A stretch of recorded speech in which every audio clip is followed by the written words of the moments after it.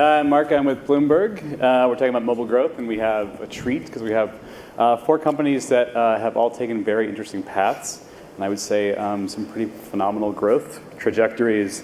I'm actually going to start with this is something I should have known being a reporter, but I didn't know. The youngest company in front of us is Jet.com, which was what, 2000?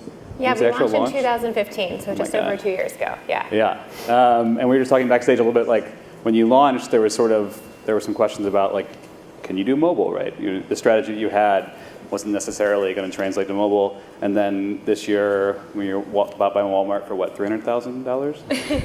For $3 billion. A lot of the coverage was Jet.com was a great example of someone who's kind of nailed mobile in a way that a lot of the retailers have not. So talk to me a little bit about this past 2 years, what has worked for you? Yeah, totally. I mean, we wanted to be where our customers were, so we launched on every platform. We knew mobile would be really important, obviously, and that's where traffic is going. But we really weren't sure how Jet shoppers would be using mobile. Jet at the time was all about building bigger baskets, and we weren't totally sure that people would do that on mobile and build these big baskets to get savings. And we were quickly proven wrong. So just a couple months after launching, we realized that our apps actually had the highest basket size, even bigger than desktop. So really spent the past 2 years trying to grow mobile as much as possible. And how much of that was spent with acquisitions versus, we talked a little bit about and I want to talk on the panel about the mix, right? How much of time do you spend trying to get new users versus keeping the ones you have? Yeah, totally. I mean, Jet's, being really new, we are still very invested in acquiring new users on Jet. So, on our mobile apps too, that was the strategy for a long time, acquiring new users to the app, but also new to Jet. Mm-hmm. Now that we've been around for, a little over 2 years, we're starting to shift the mix a little bit and invest more in retention. Gotcha. And we'll come back later to how this changed with the new ownership. I'm going to turn next to Corinne and Etsy. We talked a little bit on the call before about how mobile commerce in the world is like sort of repeating the same seasonal trends that we have in offline retail. I looked at your numbers on the Bloomberg terminal earlier, which you guys should all check out, the Bloomberg terminal. Last in Q4, you spent $31 million on marketing, sales and marketing at Etsy, which was almost double Q1. Of course, that quarter you also had, I know you're not the CFO, but that was negative 19% on margin. So I'm wondering how you look at that. Are you going to continue to sort of spend a lot around the holidays? Has that worked out pretty well for you? Yeah, so it varies. I think we're a little bit unique compared to some of the other panelists in the fact that in terms of our paid mobile marketing strategy, we're really at the forefront of developing that at this time.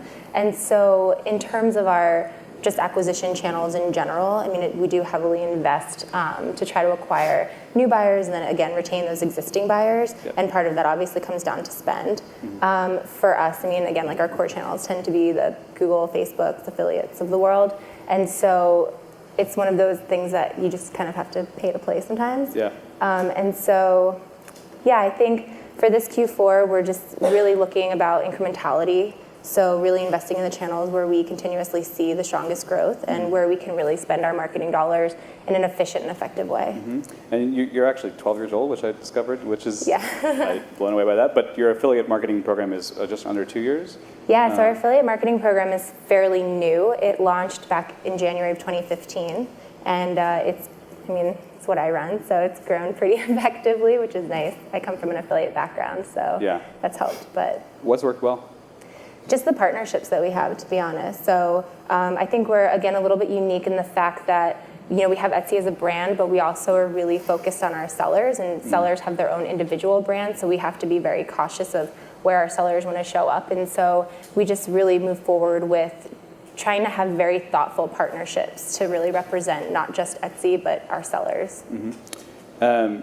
Keith, I'm going to turn to you, a company that knows a thing or two about growth. The public data that we have from Q4, 28% in gross bookings, $6.9 billion. I'm sure it's even bigger now, and I'm sure bigger projections for the Q4. And I think what's interesting to me about Uber is that you're constantly not just trying to acquire. You're a two-sided market, right? From what I understand, you're always on the lookout for drivers as well as riders. Can you talk to me a little bit about what's worked for riders, what's worked for drivers?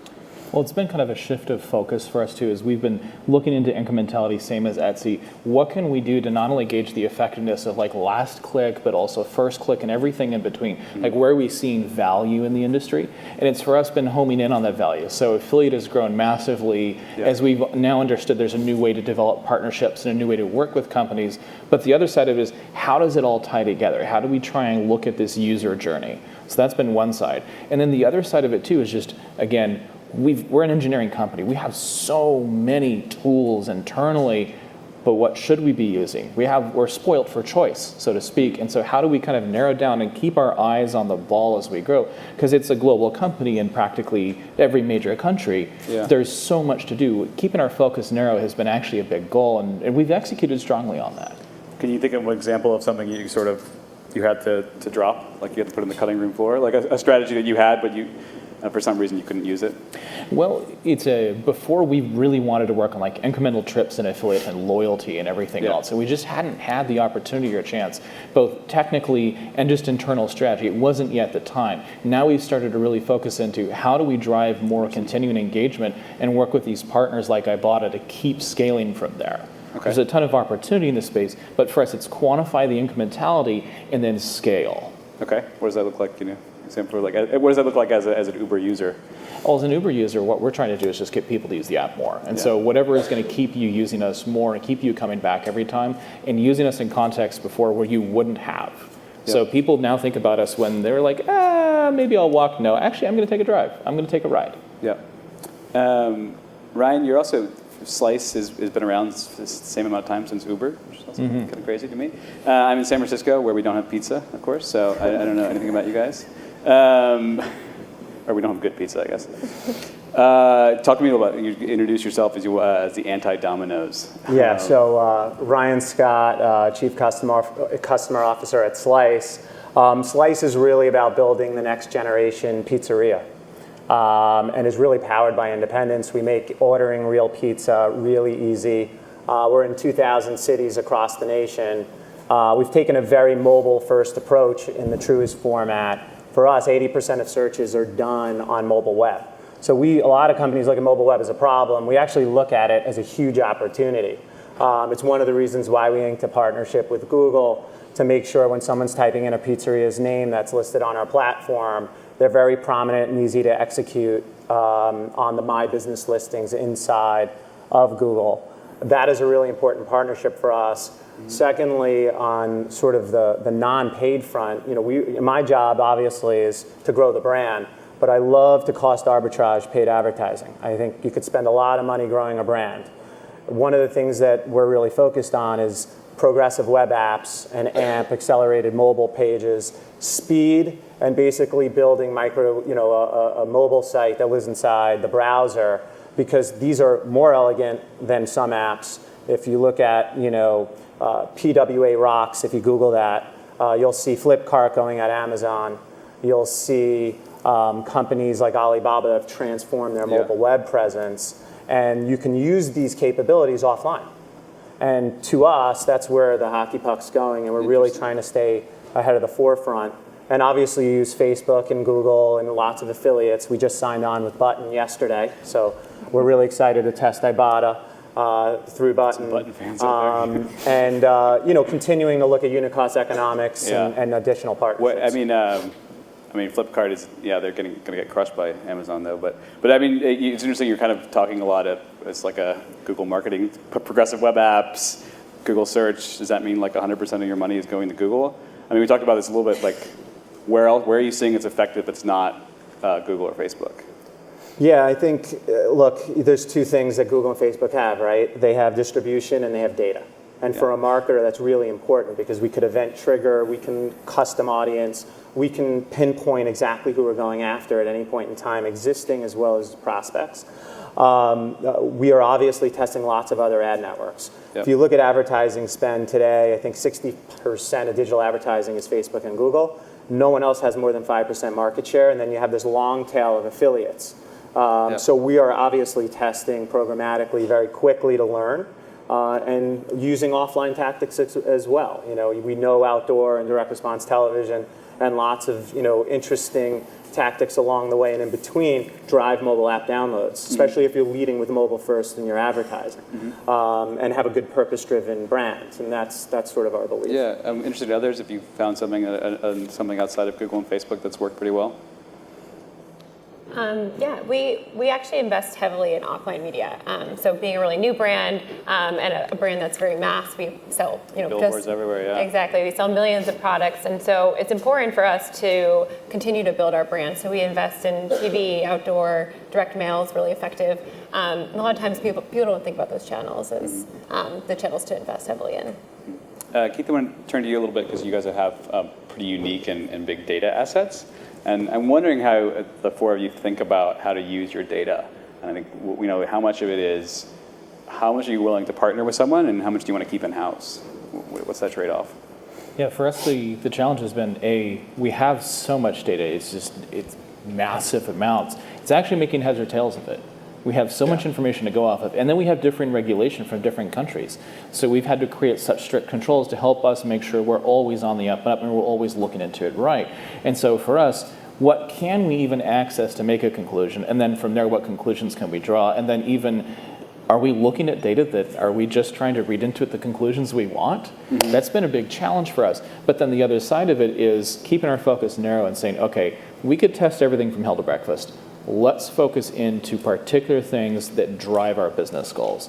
That's been the biggest challenge. So the accessibility, the regulation, and then just keeping our eye on the ball as far as use of data. Corinne, what about you guys at Etsy? And I know you guys also are in a lot of different markets, and I'm kind of curious what strategies have worked well in the States and maybe what's worked well elsewhere. Yeah, I would say it's sort of similar. I mean, since we are a global company, we also have a lot of data. There's a lot of regulations depending on what region a seller might be in or where you're shipping from. And so in terms of strategy, we haven't really seen anything that doesn't work, in the US that maybe wouldn't work abroad as well, or vice versa. I think kind of going back to the data piece of that, we do have a huge data science team internally, and so for us it's kind of more running those tests and sort of initiatives internally. What does the world look like with Amazon Echoes and Google Home for you, right? Like, no one's been able to answer this question to me. It's like, what is mobile marketing? What does mobile search look like when it's all voice? And Jet, you guys just announced some sort of nebulous partnership with Google. I don't really understand it, but you're clearly thinking about this a lot, and that future and preparing for a world after mobile. Yeah, definitely. I mean, I think voice is really important, especially for things like reordering, items that you already have. Yeah. And I think to date, like e-commerce has really nailed the buying journey, but not necessarily the shopping journey. Okay. And so I think there's a lot more that we can do to push forward discovery and personalization. And I see machine learning really coming into play there. So getting more data about users to actually inspire them to buy things they didn't know they need. I think we're still pretty far away from that. But as far as just using voice to reorder something that you reorder every week, I think we're getting closer and closer to making that just as seamless as possible. So actually, like machine learning experts in Walmart HQ? I'm sure there are. I haven't met them yet. So we're paying them a lot of money. I don't know, Ryan, your thoughts on this? Like, what is it? Like, right now, you said you have a partnership with Google where you're up in Google My Business. What does that look like when there's just one search result? Yeah, we actually partnered with Google again, not to make this a Google show, but we were featured at Google I/O for integrating with Google Assistant. And Google Assistant, just to give you a quick analog, there's Alexa, and then there's the assistant that basically makes your mobile device, the computer in your pocket, voice activated for information and/or transactions. They haven't quite figured out the transaction part, but yeah. It's very early. Early days. The product is in beta inside Google. Will launch. We think it's promising, especially for low consideration type transactions. If you think about reordering your favorite pizza pie or pizza meal or whatever that might be, we do not see how this can't be a positive impact to our business. And we'd obviously think there's great strategic optics for the brand and being innovative. For us, our tech team embraced it. They loved it, building it. We got to work collaboratively with users as well as Google. So for us, we're placing a bet on it. It's too early to tell how much adoption will happen. Yeah, obviously. I mostly cover Google, so it's any excuse I have to just like crap all over them is I will use it. Corinne, I'm wondering if you what does Etsy's future look like? How do you in this? So again, I mean, future? we're a little bit more unique. I think for us, we're consistently looking into emerging technologies, and we're always willing to test. But there's a component of Alexa, reorder me that dish soap, where Alexa, order me this hand-whittled, engraved oak cooking. Probably not a popular Yeah, it's search, not yeah. really. Gets a little more difficult. And then also we tend to be more of like a discovery platform, and we have that human factor where consumers really want to interact with the product, interact with the seller, hear the story, and really get a little bit more granular than just like a quick reorder. How's your relationship with Pinterest? We haven't, honestly, we've tested with Pinterest. We haven't really invested too much up until this point. I think it's something that, again, as we sort of start building out more of our strategy going into 2018, we'll obviously look into it. But yeah, up until this point, we haven't really done that much with them, unfortunately. Yeah, and anyone else? I mean, get some some interesting ad formats, and you guys could jump in, and I could be totally wrong, but like Instagram is launching, it seems like a new product every week. Snapchat launches something, and then Facebook follows it. I mean, are you seeing any traction with Instagram for acquisition? We test everything. So one of my team's responsibilities is to look at these new opportunities and see what we can do with them. I think the question has been like Snapchat was one we were very early into, Instagram of course very into, but at the same time trying to drive a better vision for these platforms to make sure that can we help drive how they hit the market and what they can do. For us with Snapchat, and it was a wonderful experience with a friend of mine there, Sriram, when he was at Snapchat, because we were able to work together and understand this is, say, these are our needs at Uber, how can we do this with Snapchat? And then the same thing, I think Instagram has also been much more, Instagram's not on my team, but I believe they've also been much more helpful with that, is we're trying to drive an adoption of a platform that's better for all here. Yeah. And at the same time, works at the macro scale, because we don't want to buy at tiny scale, we want to buy at global scale, so how do we hit everybody? What about Sriram's new place, Twitter? What's that? I said Sriram just went to Twitter. Yes. Yeah. Yep. Is Twitter effective? I honestly don't know if we're using it that much right now. Okay. It's been that one's been a tough nut to crack. So I'm hoping that he'll be able to do a lot of great stuff there. Maybe if your ad is now twice as big. They're doing that format. Lauren, I'm curious if anything's changed. I know that's not been what's the. You can't just tell me everything's the same because I know it's not. How does your strategy change at a company? And I just looked up what was the sales figure Jet went from in 2016 the first 6 months went from 33 million to 90 million, and I think Walmart's sales were 230 billion those 2 or something like that. So yeah, it's a gigantic Walmart is the world's largest retailer, Yeah. so obviously that has huge implications for our infrastructure, right? We have now access to almost 5,000 stores. So retail is all about assortment, price, and convenience. And now that we have been acquired by Walmart, we have access to compete in all those areas. You guys gonna go out and acquire anybody more? It seems you're on a tear. I can't speak to that, unfortunately. That's fair. Can I do a rapid response here? What predictions, your biggest sales channel next year, and then say 2020?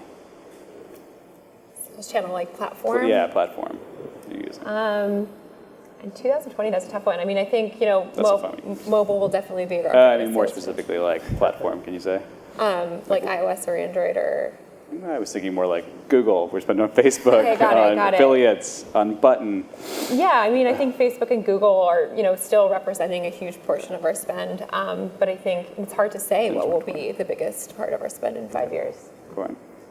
Yeah, I think similar to any other advertiser, Google and Facebook.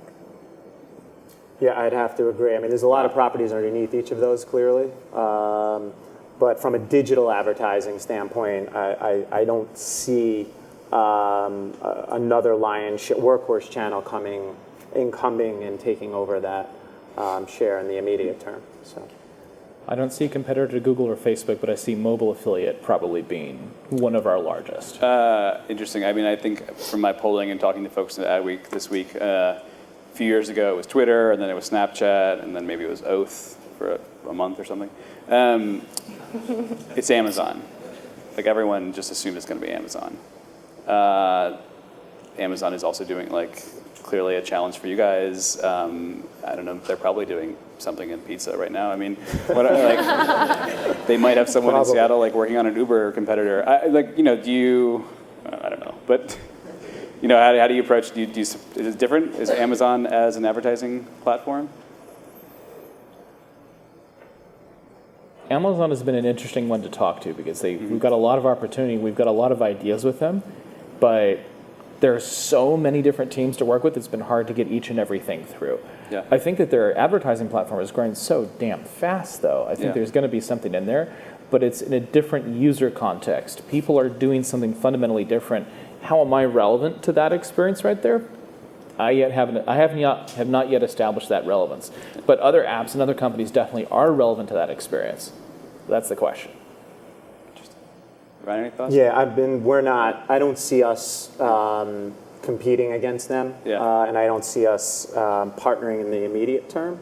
Maybe through Alexa and some of their distribution sources, but other than that, nothing that I can foresee in this position. I wonder, we have a few minutes left. Does anyone have a really burning question out? We can take questions, right? We can yell it. Cool. No, nothing. I guess I wanted to just briefly touch if we have a minute or two. We haven't talked about segmentation, which is interesting for all of you. We'd like 10 seconds on it. I mean, what is there? Would you say there's sort of a new customer base that you're really trying to hit, and what have you seen work well? Yeah, I mean, now that we've been acquired by Walmart, we definitely are becoming more focused on an urban millennial. I think that was always our focus, but now that we're trying to differentiate from Walmart more and more, that become more of a focus for us. Cool. Corinne, anything that's... Yeah, I wouldn't say that there's a new channel per se. I think we still are just really trying to hone in on just targeting specific promotions to specific audiences. I think that's been more of an initiative for us lately. Yeah, I think a couple things. A typical database marketer looks at value-based segments, right? They'll look at last 12 months spend, and they'll bring the Ds to Cs to Bs to As.